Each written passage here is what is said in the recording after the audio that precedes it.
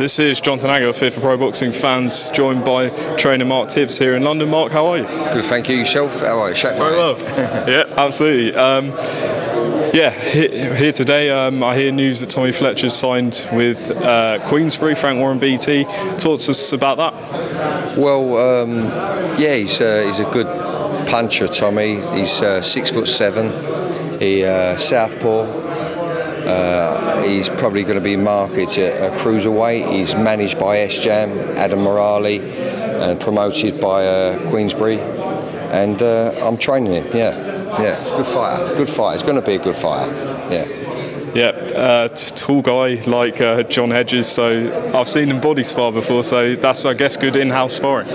Yeah, we have good spars. Them two have really good spars, but I do full-out sparring at times. You know, when the gyms, when there's not too many people about. So it's really good. But Tommy's going to be special, I believe. He really is. He's got reads a fight well. You know, reads a fight well, and just got because he's got that punching power. He was looking for the big shot all the time, but you know he's getting out of that now and learning to set stuff up and get behind the jab. Yeah. Mark, obviously your Johnny Fisher out recently. Crazy atmosphere again, but he seemed like he dealt with the pressure as well as he could. That's so much pressure for someone who's only had a couple of fights, and a great test. That was a great test for him. I mean, on paper he was. On paper, not a lot of people would have took that fight. You know, the guy's had 20-odd fights, been in with some decent opposition himself, but John got cut in the first round, first 30 seconds of the first round. Never once mentioned about his eye, and never rubbed it, never touched it. Just got on with the job. I knew the pressure he was going through, and he dealt with it. He dealt with it incredible. Yeah, brilliant. He's brilliant, Johnny Fisher. And what's the latest with John Hedges? John Hedges is in Mexico at the moment. He's took a couple of weeks off. He's gone to Mexico there with his young lady, and I believe he's going to be back soon. They've all texted me, can't wait to get back in the gym. And I'll probably need a little break. I've been working with Ebanie Bridges, as you know. She's out next week. Yeah. She's out next week on the 26th in Leeds. I'm very happy with where we're at this stage and how she is mentally and physically. She's doing well. She's doing well. You've been showing her the local Essex food. She's been showing me the local Essex food. She took me to Brentwood yesterday, and I live up the road from Brentwood, but I don't go into Brentwood a lot, but only to meet Ebanie at times, you know, for training and sparring, etc. Yeah. Couple more, Mark, then we'll finish up. Obviously, unfortunate situation going on with Alexander Usyk in Ukraine, fighting for his country, and we don't know now what's going to happen with Anthony Joshua. It seems like he might have to take an interim fight. Fights mentioned Joe Joyce and Otto Wallin, etc. What do you make of those options? Well, I think Otto Wallin would give him good preparation for Usyk, because he needs that Usyk fight. You know what I'm saying? I feel that, don't you? He's got Southpaw, yeah, he's got to have Usyk again. He's got to get Usyk eventually after this. Please God, this war sorts itself out. So Otto Wallin would give him good preparation for the Usyk fight, but Otto Wallin ain't no done deal. He's a slick, tricky southpaw, and he can't afford to fanny around like he did last time against Usyk with Otto Wallin. He's got to get stuck in.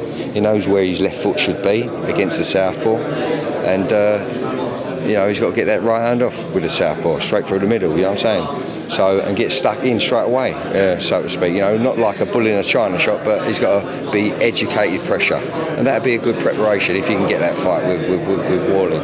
But the Joe Joyce fight seems good as well. Well, sounds good, but cross networks, it's going to be a bit difficult to make, I believe.